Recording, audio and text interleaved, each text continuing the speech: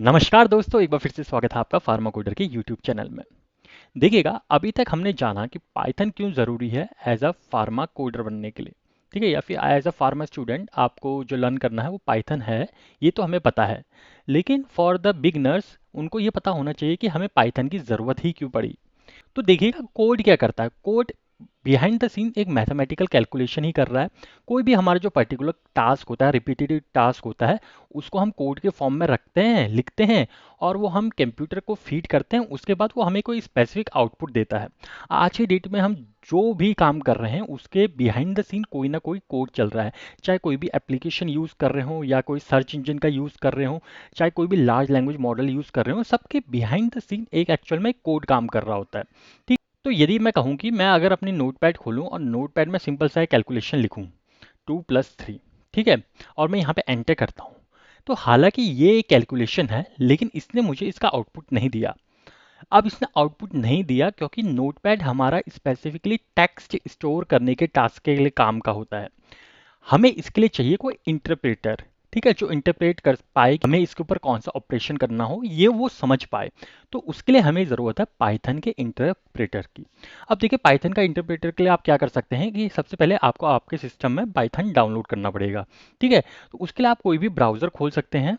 यहाँ पे आप पाइथन ORG सर्च कीजिएगा, और जो सबसे टॉप में वेबसाइट आ रही है python.org, यहाँ पे आपको जाना है। और on the basis of your system, यदि आप डाउनलोड्स में जाएंगे तो यहाँ पे आपका जो सिस्टम होगा, चाहे वो विंडोज़ होगा, मैक हो सकता है, एंड्रॉयड हो सकता है, iOS हो सकता है, या कोई भी सिस्टम होगा, उसके लिए आपको स्पेसिफिक डाउनलोड मिल जाएगा। और यहाँ से यदि आपका विंडोज़ है तो आप डायरेक्टली इंस्टॉल कर सकते हैं, मैक है तो मैक में जाइएगा और आपको यहाँ पे वेरियस रिलीजेस मिल जाएंगी, कौन सा वर्जन कब रिलीज़ हुआ है।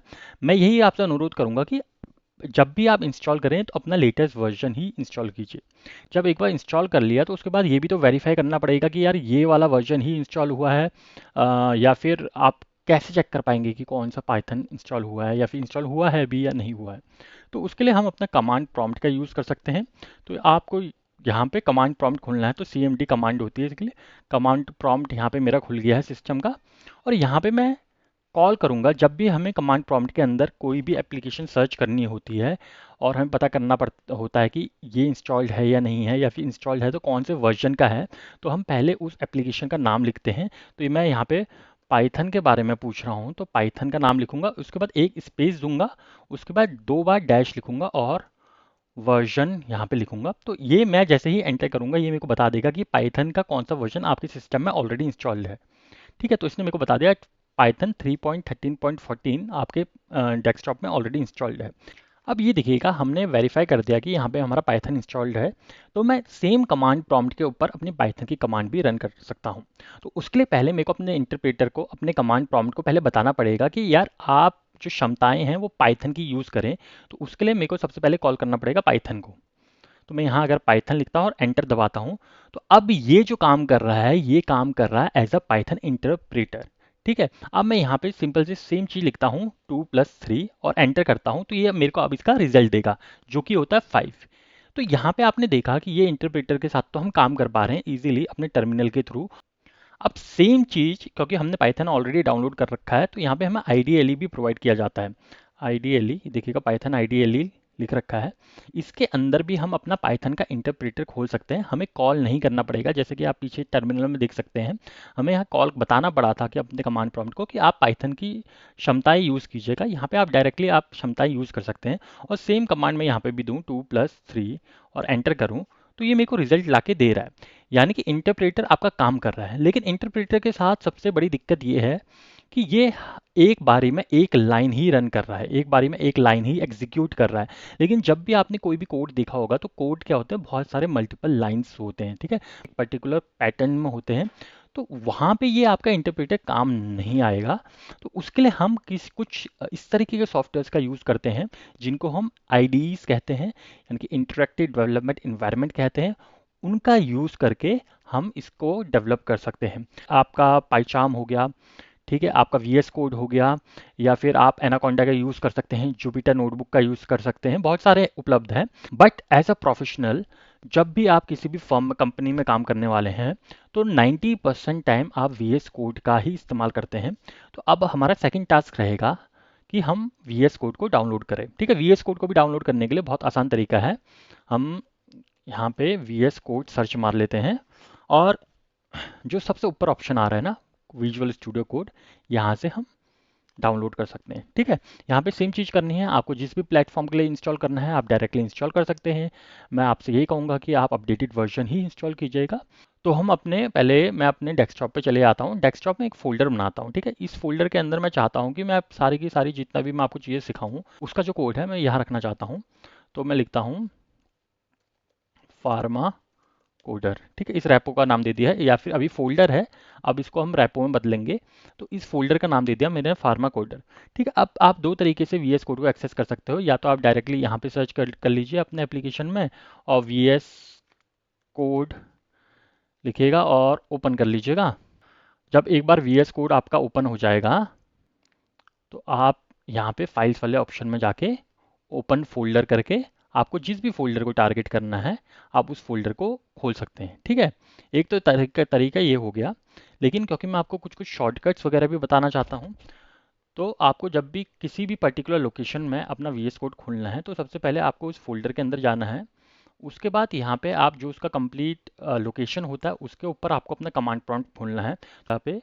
तो ये इसकी लोकेशन हो गई, इसकी ऊपर आप CMD कमांड लिखेंगे तो अब जो कमांड प्रॉम्प्ट होगा वो इस लोकेशन में खुल गया है। देखिएगा ये इस लोकेशन में खुल गया है। अब यहीं से मेरे को अपना विजुअल स्टूडियो कोड खोलना है। तो मैं यहाँ कमांड यूज़ करूँगा कोड स्पेस डॉट और फिर मैं एंटर कर दूंगा। तो अब इस फोल्डर के ऊपर हमारा विजुअल स्टूडियो कोड खुल जाएगा। अब ये जो हमारा फोल्डर है ये कम्प्लीटली एम्प्टी है। अब आपने जब पहली बार आप डाउनलोड करेंगे तो आपके इस विजुअल स्टूडियो के साथ कोई भी पाइथन इंस्टॉल नहीं होगा, इस विजुअल स्टूडियो के साथ लिंक नहीं होगा। तो आपको क्या करना है, आपको यहाँ पे जाना है, ओके एक्सटेंशन का ऑप्शन आता है, एक्सटेंशन के ऊपर आपको पाइथन सर्च करना है, पाइथन। और देखिएगा जो ये वाला ऑप्शन है ना पाइथन बाय माइक्रोसॉफ्ट, आपको यहाँ पे इसको इंस्टॉल कर लेना है। ठीक है, मैंने ऑलरेडी ये इंस्टॉल कर रखा है। ठीक है, और यहाँ पे आप देख सकते हैं मेरा पाइथन ऑलरेडी इंस्टॉल्ड है। ठीक है, अब मैं दोबारा से अपने फाइल्स के ऑप्शन में जाता हूँ। अब यहाँ पे मैं एक नई फाइल बनाता हूँ जिसके ऊपर मैं काम करने वाला हूँ। ठीक है, हम अपने लाइफ का पहला कोड लिखने वाले हैं। तो मेरी तरह आप भी एक्साइटेड होंगे आशा करता हूँ। तो मैं इसको लिखता हूँ hello.py। ठीक है, आप जैसे ही .py लिखेंगे इसका मतलब आपने विजुअल स्टूडियो कोड जो आपकी आईडी है इसको आपने बता दिया कि इस फाइल का टाइप क्या है, .py यानी कि पाइथन की फाइल है ये। ठीक, देखिएगा ये हमारा hello.py बन चुका है।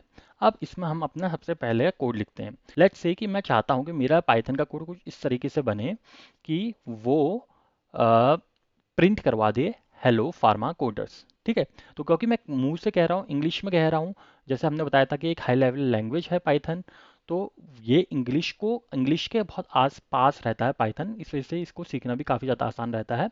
तो क्योंकि मैंने कहा प्रिंट करना है तो मेरे पास एक रिजर्व कीवर्ड है जो कि होगा प्रिंट, और मैं उसका प्रयोग करता हूँ। देखिएगा प्रिंट हमारे पास ऑलरेडी आ चुका है।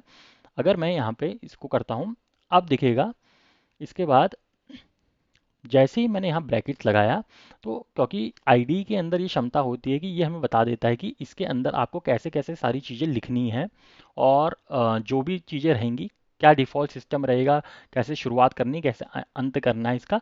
तो ये बहुत ज़्यादा हेल्पफुल रहता है। प्रिंट के अंदर जैसे हमें बता रखा है वैसे करके हम सारी चीज़ें लिखते हैं। तो मैं डबल कोट्स के अंदर यहाँ जो भी चीज़ लिखूंगा वो एज अ कोड मेरा प्रिंट हो जाएगा इस स्टेटमेंट के अंदर। तो मैं लिखता हूँ हेलो फार्मा कोडर्स, क्योंकि अब हम सब फार्मा कोडर बन गए हैं। जैसे ही हम इस लाइन को प्रिंट करेंगे तो इस वजह से मैं आप सभी को हेलो कर रहा हूँ। और मैं चाहूँगा कि आप भी कमेंट करके मुझे हेलो कीजिए और मेरे को बताइए कि आपने सबसे पहले कोड में क्या प्रिंट करवाया था।